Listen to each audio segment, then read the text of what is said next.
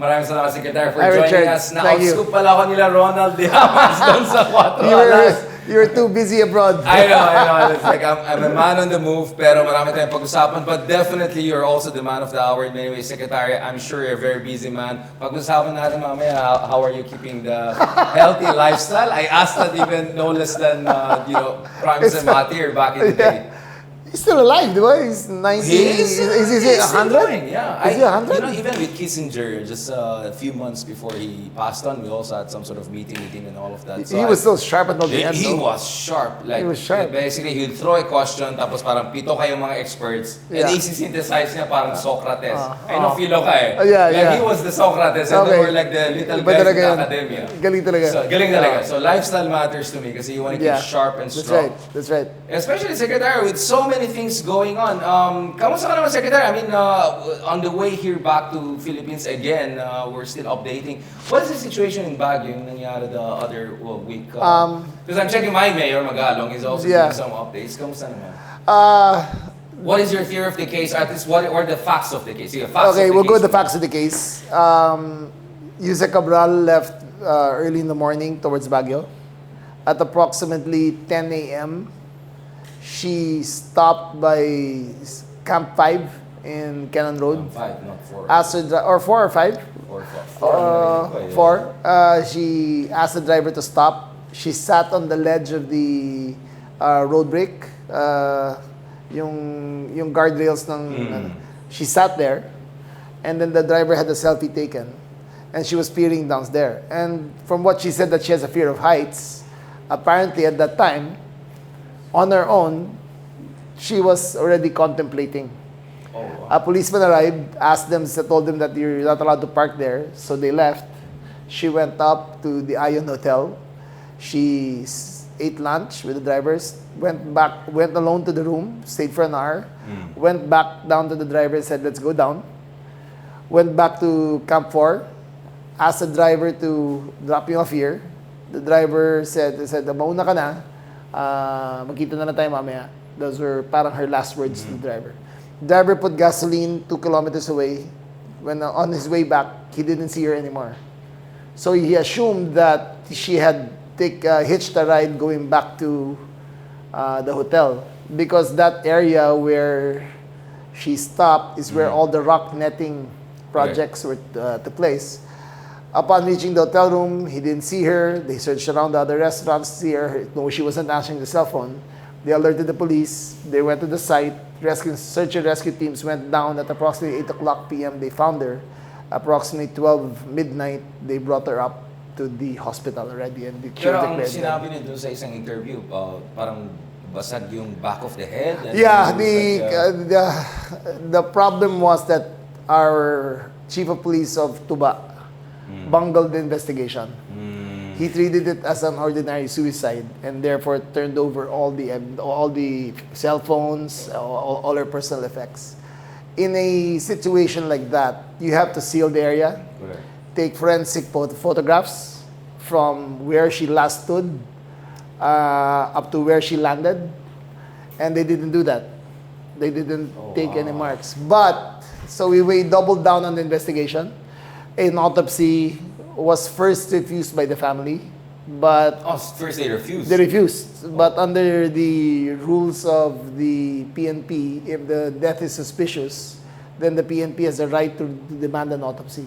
So the body was released, and the postmortem showed that basag yung kanan, basag ang likod ng ulo niya, yung ribs niya, basag, parehong kamay niya, basag. She fell forward. She didn't jump like that. She fell forward like that. And then she hit her, parang ganyan parang paganyan ang bagsak niya then rolled down. So basag rin yung dito niya. Cause of death was blunt force trauma. There were no strangulation, ligature marks, no gunshot wounds, no stabbing, no skin cells under her fingernails to show that there was a struggle. All signs point to a suicide. Yeah, I mean, the reason tinatanong ko ulit yan, Secretary, is because kayo po yung unang nagsabi na sisiguraduhin natin na walang foul play dito. Yes. Or someone didn't fake a death and then That's why I insisted on DNA. Yeah. They took a swab cheek swab. They taken a cheek swab of one of the members of the family. We should have the results pretty soon. Because I knew from the first time I read the report at 4:30 in the morning, I said, "Oh shit, ano to? The conspiracy theories will fly." Gold mine for conspiracy. Oh, they will fly. So, sinigurado talaga namin. It's not usually take a DNA test, pero paano kung budol yun, di ba? Yun nga eh. It could happen, right? Or baka budol daw yung ginawa ng police or like everything is budol. But the biggest worry is that baka hindi siya yun. Baka fake yung katawan. Because, it's been done. Sabi nila, patay na din, kikremate ka agad, tapos wala ka na mahanap ulit. So we stopped everything. We made sure that there was an autopsy. Ayun ang pinakatakot ko eh. Yung makremate siya kagad. So we stopped it. Took the autopsy, fingerprints, cheek swab. Cheek swab was taken much earlier. And then the DNA test. The only way to belie a conspiracy theory is to tell the truth. And that's what we've accomplished so far. Secretary, what about yung situation sa hotel? Kasi they had to get a special warrant para yes, CCTV footage. because the search for the hotel room occurred 24 hours after. Dapat yun immediately eh. Kaya nga, pikon ako sa chief of police eh. They were totally amateur with what they did. They should have pursued it as a crime scene. They just touted it as an ordinary suicide. How in the hell can you miss Undersecretary Cabral's name and say that it's an ordinary suicide? Immediately, the first reaction is, teka muna, diba? This might be a crime. They didn't consider it a crime, and I am grievously angry. I'm credulous at the way they... Kasi lalo nag-contribute yun sa mga conspiracy theories. Lalo nag-contribute. Yung initial response. But slowly the truth is coming out. I think your trolls, everyone's trolls are calming down because your favorite human rights lawyer said that ex-human rights lawyer. Basta ex-human rights, hindi ex-human. Rub out now, but we've conclusively proven that it was a suicide. And did she leave yung mga parang basically mga no breadcrumbs, clues into no her? breadcrumbs. She was happy with the family. She talked to the driver. So breadcrumbs? No breadcrumbs. She told the driver, I'm going to buy you a house. Tutulungan kita bumili ng bahay. That's why the selfie was taken. The driver was happy. But she didn't look 100% happy or something like that. Or... Of course. The driver talaga niya. Driver niya. Kasi isa pang conspiracy theories, baka naman hard driver yan, hard kotse yan. Hindi. Driver niya talaga yan. Kotse niya talaga yan. Oo. So, the conspiracy theories were flying Saturday morning, Sunday, until we came out with all the reports na. And then I think it's dying down already. It really is, sir. The next question now is, what happens next to the case? Para patapos na yung conspiracy theory. Okay, so your theory of the case so far is this is a suicide. Walang foul play. Yes, we are almost conclusively done with the investigation. And given the facts of the case. Given the facts of the case. Obviously, people will speculate why did she commit suicide. I mean, I'm sure well, na guilty. I mean, the only. I mean, why all the way sa Baguio? I mean, why all the way kasi like Camp 5 or like doon lahat yung mga project nila, yung mga rock netting. She was very familiar with the rule of thumb for suicides is the seriousness of intent is measured by the lethality of means. It wasn't a call for help. It was a call for attention. She really wanted to die. She really jumped in such a brutal manner. 30 meters off. That's 150 feet, more 160 feet. That's a long way to drop. And through sheer rock. Sheer rock talaga. So there was a seriousness of intent on her part to end it all. Secretary, so the question is, where does this leave us in terms of yung mga investigation? Kasi ito yung isang tao na marami siyang alam. I mean, I think Congressman Lavista has been saying about, access to certain data, asking questions from the other secretary, the DPW secretary to help. I mean, like, maapektuhan ba yung ongoing investigations dun sa mga kalokohan na nangyayari sa mga projects? It's better answered by the Ombudsman. Okay. It's better answered by the DOJ. We've done our part in the DILG to investigate the matter. Hanggang doon na lang yung parameters namin.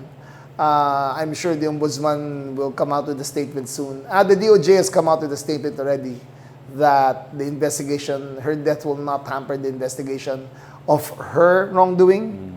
or of the entire scheme of the flood control and the rocknet thing. And ang laki pala niyan eh. Yeah. The rocknet, ang laki pala niyan, rocket na yan.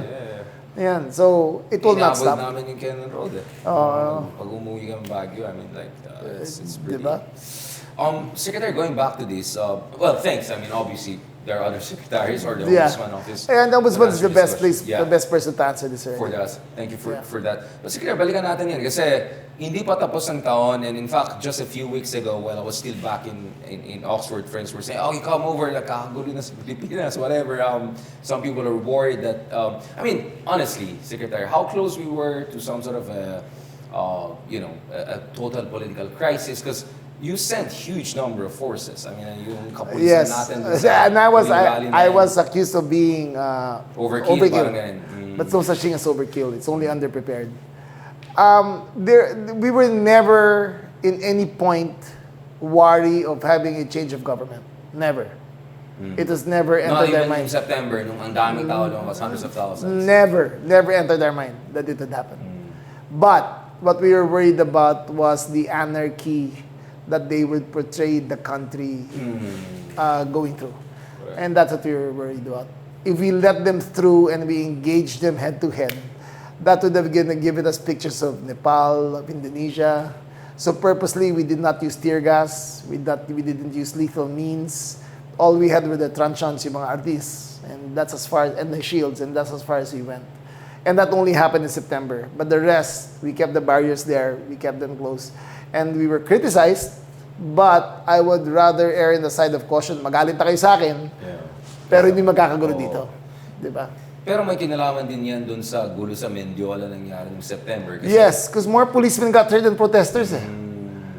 Because the instructions of the president was, do not use lethal force. No rubber bullets, no rubber bullets, no tear gas, no tasers. Wala lahat nun eh. So, ang dami namin saktan na pulis. Ang awa ko eh. I had 4 policemen with severe concussions. Dalawa hindi nagising for 3 days. Jeez. One had a gash 11 inches long in his forearm. Pinanghampas yung bat na may pako sa dulo. 2x2 na may bako. Pagkampas sa kanya doon, pagharang niya, wasakin dito niya.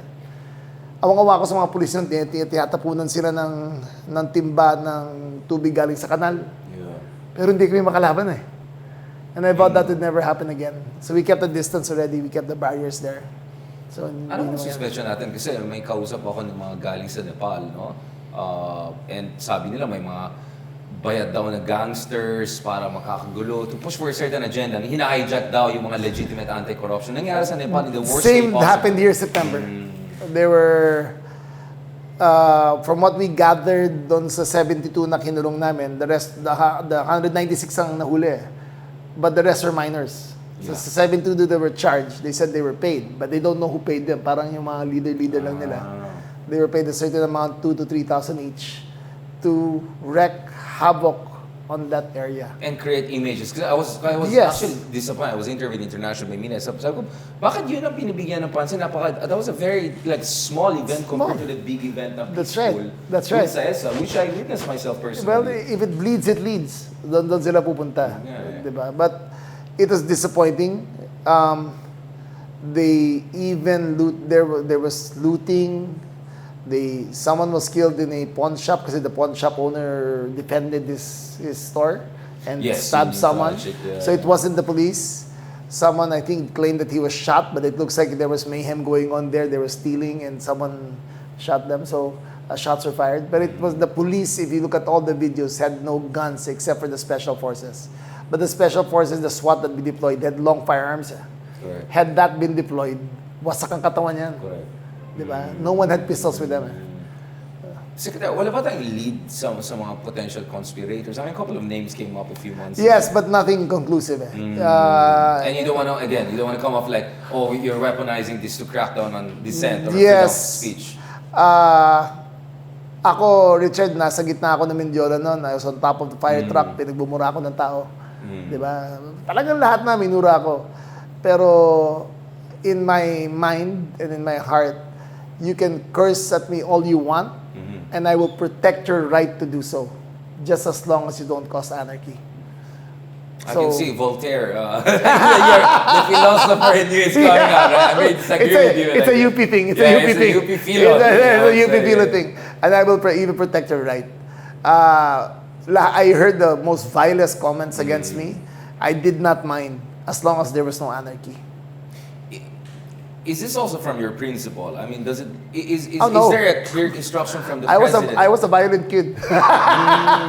No, but as a older man and as a wiser man, I tend to listen to the voice of reason, and the president gave me very clear instructions. Yeah. You are not to use lethal means at any point.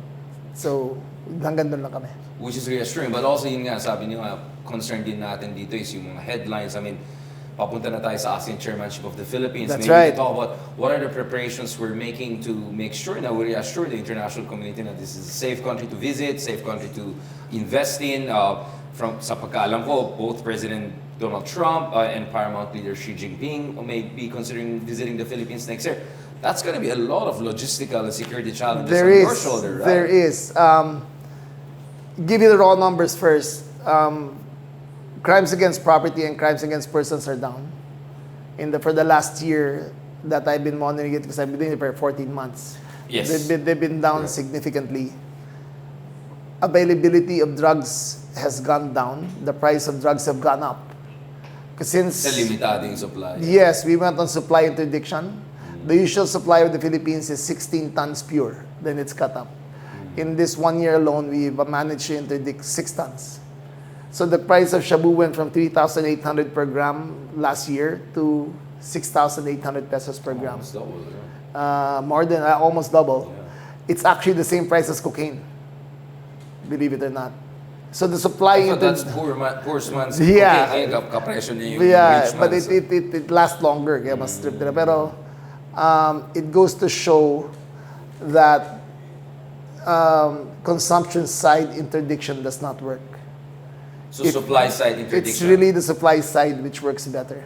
Which is exactly what Prime Minister Mahathir told me a few years ago when I was here, 2019, nung bumisita siya sa akin, sa atin dito sa Pilipinas. At papunta siya kay Digong, actually, sa Malacanang, just before. And sabi niya, pagdating sa issue ng droga, you nip it in the bud from supply That's side. right. Kahit That's sabi niya, right. kahit papatay ka na kung sino-sino tao, It will that's not not work. gonna solve the It's problem. not. In fact, you're gonna make the situation worse. That's and I right. told him, that's weird coming from you because I used to think you were a dictator when we were as a kid. And then he laughed and said, oh, you're mistaken and all.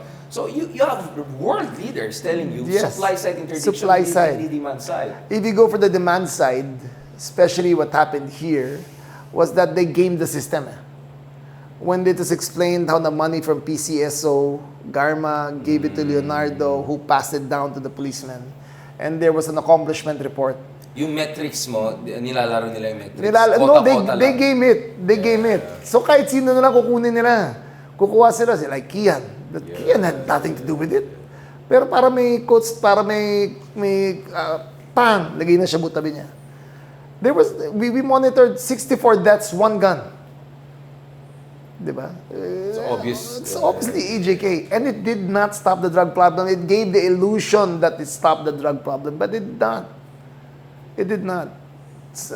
Consumption side interdiction does not work. Do you feel there is a concerted effort na magkaroon ng a climate of disinformation around the law and order situation? I asked you, si Claire, also about this. What are the raw numbers in terms, kumpara sa dating administrasyon? When it comes to drugs, index crimes, for index instance. crimes are way down. I don't have the exact numbers, but compared to 6 years ago and now, the trust rating of the policemen went from 61% to 79-80%. Because they don't terrorize the communities anymore. They used to terrorize the communities. If you think that what they did was calm the people down, it didn't. It only fomented an atmosphere of fear. But fear in itself is not a deterrent. It's not. But it sells politically. Because they create a situation and they make you afraid of it. It is fear. They're peddling fear. And I think more than anything, the president is giving hope. that you can do things better, that you don't have to kill innocent people, that you can have a better program to stop all these drugs and to stop crime, that you can use technology, that you can invest in the policemen to make things better. So ano yung sitwasyon natin when it comes to mga body cam proposals, Yeah, different rules so- of the game? What are we doing to make sure hindi mangyari mga EJ catch sa mga kabutong? So now we started already. We purchased on our own BFP, DILG, PNP. This year, with the 9/11 program, we purchased 15,000 plus another 5,000 body cams. These body cams are state of the art. Once you take it out of the console and you wear them, it can be turned off. So Correct. any single conversation, ayun na yun until you put it down. Or if you do something, malalaman may kalapan Malalaman kang yan. ginagawa. Malalaman ka agad yan. And that console feeds straight to our command center. If you want to access you, access Richard. Yeah, Oh, saan siya? Ba't so it's a push to talk radio. You use it as a radio, you use it as a body cam, and as a mobile CCTV. So we can see where you are and what you're doing. That will work for the policemen, and especially the BFP, which is one of the most corrupt organizations in this country. So hindi na sila pwedeng ngayon mag-inspect na wala silang body cam. Pag i-inspection sila, hindi na sila pwede sabihin, oy, yung fire extinguisher mo, mali yan, dapat green, bumili ka bago, kahit bago lang. Ay, yung sprinkler system mo, kami nagagawa. Bawal na yun. Because all conversations will now be taped. And we encourage the people that if there's anything na they'll come back tomorrow without a body cam and say, ito kailangan mo. We encourage them to tell us. Kasi the body cam will tell everything. Ano doon na yun. So, Secretary, saan tayo sa yung tinatawag na security sector reform? So, sorry for using yung technical term. Ito yung basically you're making sure na abiding by the rule of law or kung may mga institutional damage na nangyari. I mean, let's be honest about it. Duterte basically normalized yung mga kabalastugan nung panahon niya. Like anything goes. Anything goes. Wild West, di ba? I'll give you a very interesting stat, Richard. Tomorrow, we will announce that for the first time since the inception of NAPOCOM, there is zero case build-up. Cases which were 21 years old. Alam mo gano'ng masama sistema dati? May parking fee and parking attendant. Yung kaso mo, ilalagay lang nila doon, tapos hindi na dadalhin sa board para i-discuss. So ibang general secretary, 21 years later, ando doon pa rin yung kaso nila. So in the span of 14 months, we went from a backlog of 4,800 cases, and tomorrow, proud to say zero. Down to zero. Down to zero. And is it like digitalization? Is it more of No, manpower? mano-mano yan. It's manpower and it's management, and it's a relentless drive to erase the backlog. And credit to the NAPOCOM, they're really good. And they made sure that everything was accomplished right. So, can you imagine there have been people who have been retired for 15 years collecting their pension, and they had pending cases. So, that in alone, na kung alam ng pulis ngayon, ang NAPOCOM di na pwede bilhin. Kung may kaso ka, within 2 weeks, masisentensyahan ka. May disincentive na rin sa kanila. The hardest part about... So moral hazard, you create that kind of Yeah, moral hazard. society functions as incentives and disincentives. And for the longest time, there was no disincentive for tomfoolery with these people. So we're putting it in place. We're using technology. We're harnessing the resources within the department. You know what? When some people tell me, let them go through a moral recovery program. Oh my God, really? Is that the solution? It's not. You have to create a disincentive for them to stop that behavior. And credit to President Macapagal Arroyo. She instituted the salary standardization plan. She instituted the pension plan. And that's the most valuable asset that the policeman has now. That for the rest of their lives, when they retire, they will get that certain pension. Yeah. And that's a disincentive for them to create, to mess around. Mawawala yun eh. Diba? And that's a significant number. If you retire as a colonel and you get 160,000 a month for the rest of your life, and it graduates according to how it goes. So, inflation index. Oh, inflation index siya. So, ano ka? Diba? Mapaisip ka rin, diba? To the very least. Napaisip ako, actually, diba? Dapat nagpulis pa tayo. Oo. Kasi mali industriya yata tayo. Credit to GMA, what she did with the judiciary, what she did with the police, what she did with the armed forces, really changed the game to how these people behave. And especially now that we have an active NAPOCOM. Ayun kasi yun eh. They're the safeguard eh. So with the active NAPOCOM, I think the policemen will behave better. So, since medyo na-warm up na tayo, let me go to slightly trickier questions. Like, my understanding, you're always free to answer me to the degree you're comfortable. So NAPOLCOM, there were some concerns about holdovers from the previous administration and some sort of Wala na. accumulating- Wala na, okay na. Wala na. Sala Leonardo are gone. Yung mga main players dati, they're all gone. Si Leonardo, Bernardo, wala na sila. So, all new people na nilagay ni PBBM and they've all been working very good. So it has been cleaned up on that. Kasi It has been that was a cleaned up. lingering concern It for has been cleaned up and I plan to starting January, naka-video na lahat ng proceedings nila. Hindi ko alam kung pwedeng live stream eh. We're gonna look at the implications of that. Oh, yeah. Baka mamaya may madulas. Baka mahirap madulas na, eh. Kasi they're discussing merits of the case eh. Correct, There are correct. technicals there. But we will video everything and for people, if they have an appeal, they can look at the video and how it was discussed. Again, another slightly sensitive question. I think this is the perfect time for I'm glad we're having this conversation now. So as we speak, how is the transition going? Because General Torres now It's moved good. on. We moved on. From the day that General Torres replaced, it was seamless. We moved in, we moved on, forgive and forget. There were some That was pretty smooth compromise. I mean, let's be honest. We don't have to spill all the beans, but I was slightly worried. Parang saan tayo pupunta nito? Medyo nakalutang yung situation, di ba? Yeah. And I am personally invested. I want yung ating kapulisan to do good, to move forward, That's right. institutional, etc. That's right. Kasi the damage done in the past. So I was wishing the best for all sides. And Yes. I think now we can say everyone is kind of happy. From the very start, I remember after the turnover, I gathered all the generals into one room, probably 3 times this. Right. All the generals were there. And I told them, each and every one, gentlemen, keep quiet. I told them, today, there is no reason to celebrate today. There is no reason to be happy. There are winners and there are losers. The one instruction I give you, leaving this room, is that there will be no celebrations. There will be no Facebook greetings. There will be no LED greetings all over Metro Manila greeting the new chief PNP. Do not gloat. Nobody wins. Nobody wins in this case.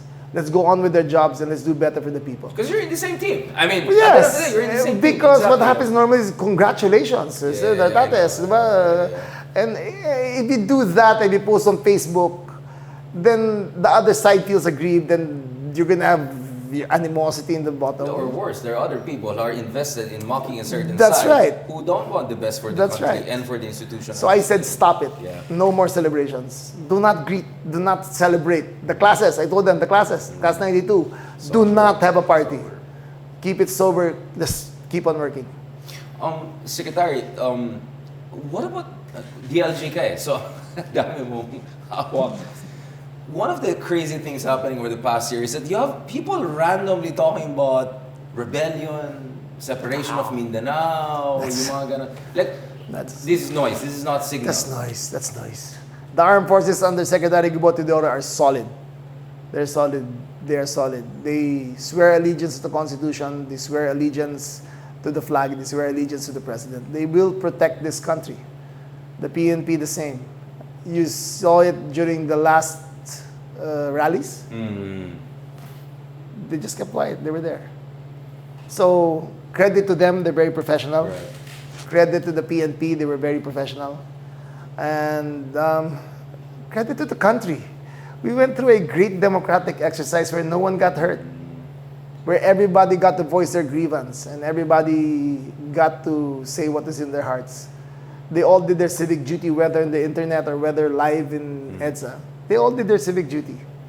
And nobody, and I can personally say that the President heard every word that they said, that he knows what they're feeling and he knows what's going on and he's putting in the proper agenda to fix everything, no matter how difficult it is.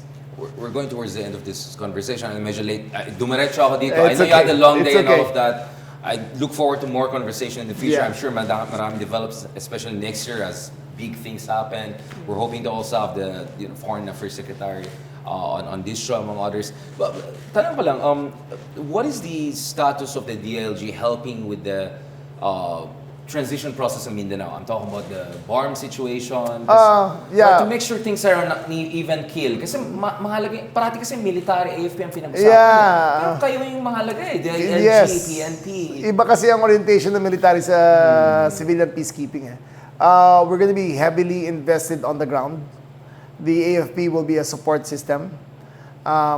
it will be the police mostly who will be keeping the peace and making sure that the transition happens.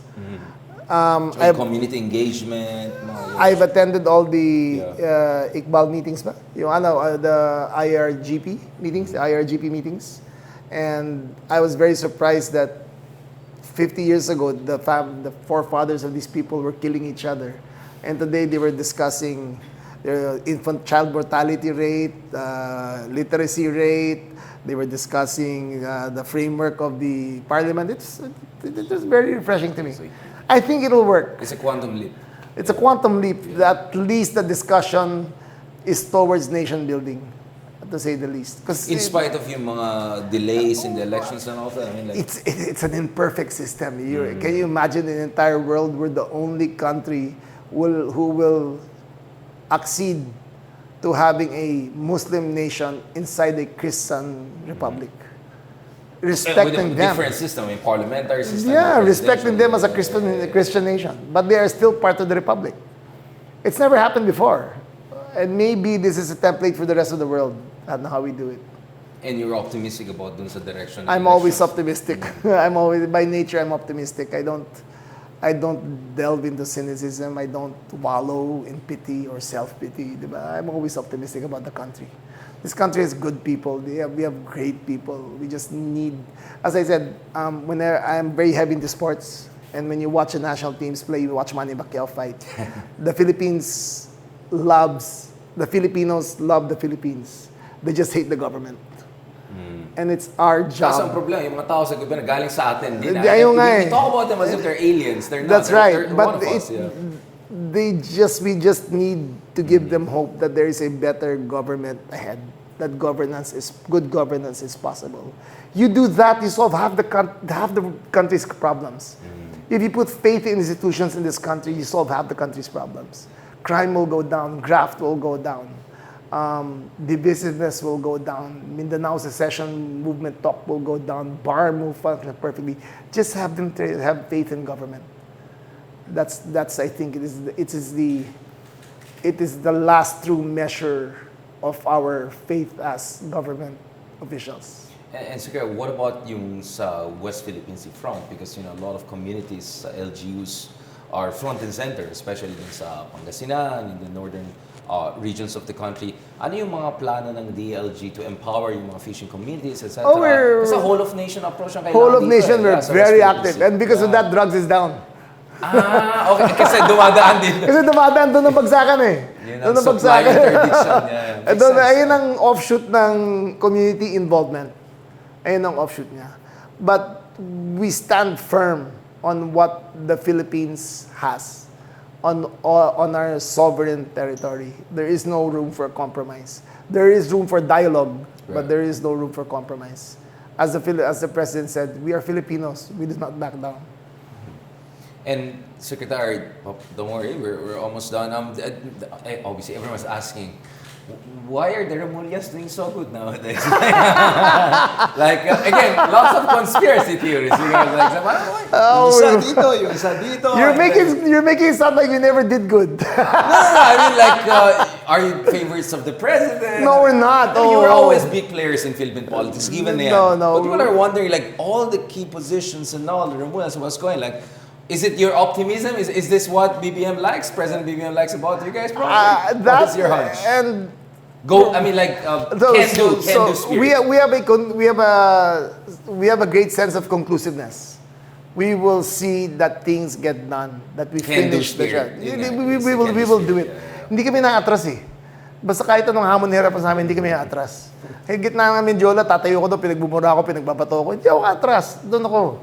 Doon ang 5,000 pulis ko ando doon, tapos walang magpapakita na kasama. Sasama ako sa kanila. Diba? If it is their fight, it's my fight too. I'm their leader. Yeah. And I think that's what the president likes. Fighters. We're fighters. And we don't back down. And we will see it to the end.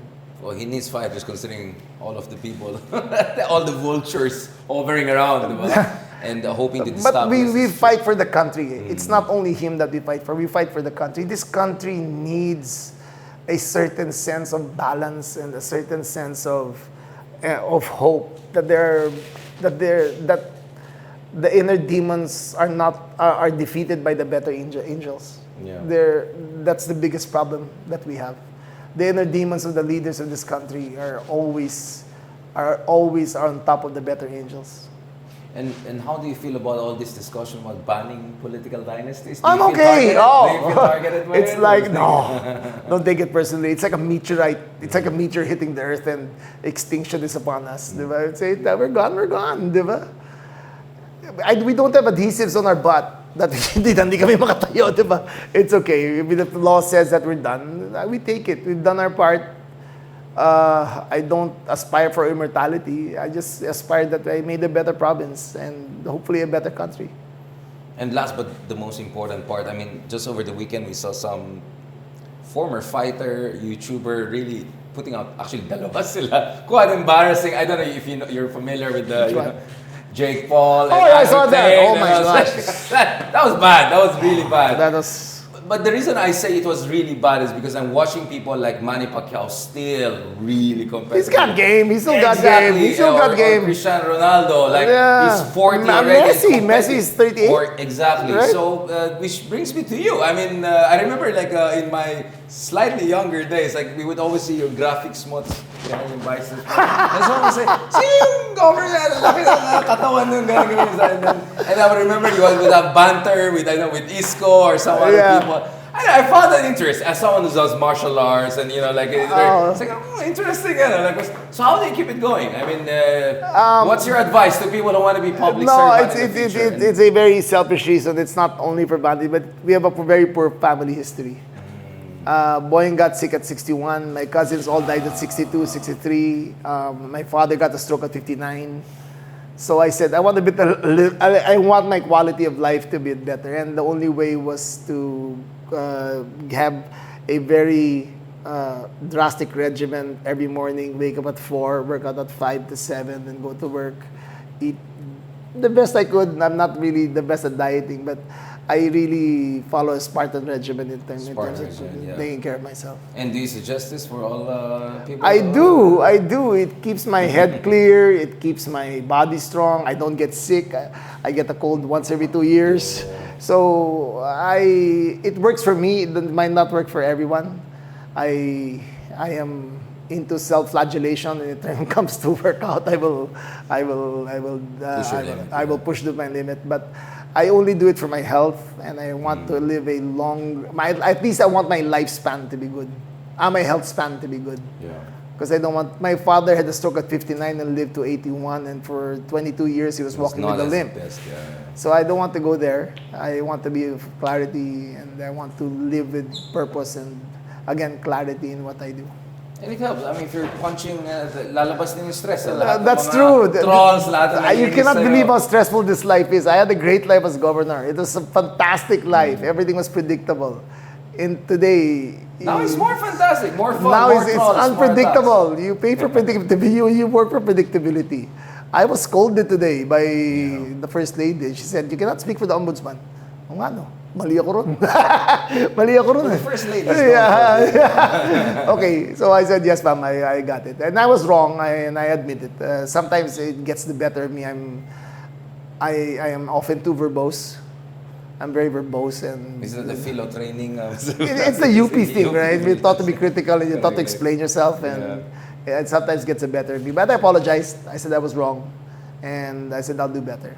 My ego isn't that big that kung pagsabihan ako, even the president was trying to call me. I think he was upset at what I said and PMS was telling me, you better stop it. So, okay, I get it. I apologize. I was wrong. I cannot speak in behalf of him. It's just, I'm very eager to see this happen. I want to arrest these people. I want them to pay for their sins. I want the people to have hope that there is government that is working in their behalf, not on a selfish motive. But you like cannot be impulsive, right? You have to be methodical. I have to be more circumspect when I speak, and at 58, I'm still learning, and I am still humbling myself, and I'm still trying to be the better person. I know I was outscooped by my good friend Ronald Llamas on this because, so you're still not going to confirm if there's a warrant of arrest for... There's none. There's none. Malasin man ako. There is none. There is none with the DOJ, none with DFA, none with the Office of the President, none with transnational crimes, none with the LG. There's none. But if ever ICC will issue it, you will comply? We will comply. If as according to the rules of the Supreme Court, which you just laid down. So the DOJ will be the adjudicator of how best to prosecute it. But if they tell me to arrest and all the cause is clear, then we will effect the arrest. You'll have to do what you'll have Yeah, to do. we will do what we have to do. Thank you so much, Secretary. Hey, Richard. That was good. I mean, parang medyo may pagka-year-ender and all. Looking forward to more fireworks next year. I told the president during our cabinet dinner meeting, sir, the 2025 may happen all over again. He said, pass. Yeah, it was a tough year. I think it was a tough year. It was a crazy year. It was a incredible 14 months. But I remember telling the president before we end. I remember telling the president once when crossing the Pasig River, we were alone in the boat.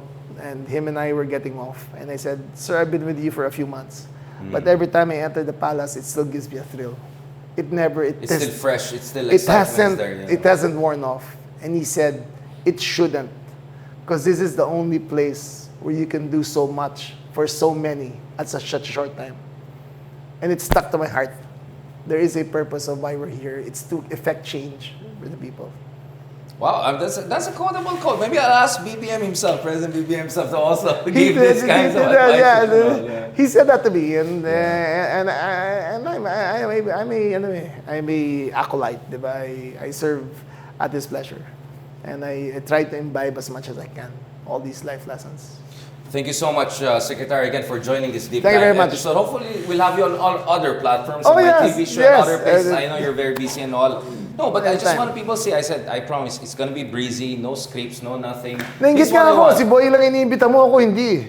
Hindi! I think kabilang channel yun. Hindi ako yun. Kabilang channel yun. Yeah. Thank you for not calling me by the other name. I think people are making something out of that. By the way, Richard Hindar yan. Peace. Peace na tayo lahat. Salamat. Merry Christmas, I'll see you again. Secretary. And thank you again for joining us for the latest episode of Deep Dive. We're gonna have hopefully more of this. And looking forward to more fireworks in 2026 para sa bayan. Thank you.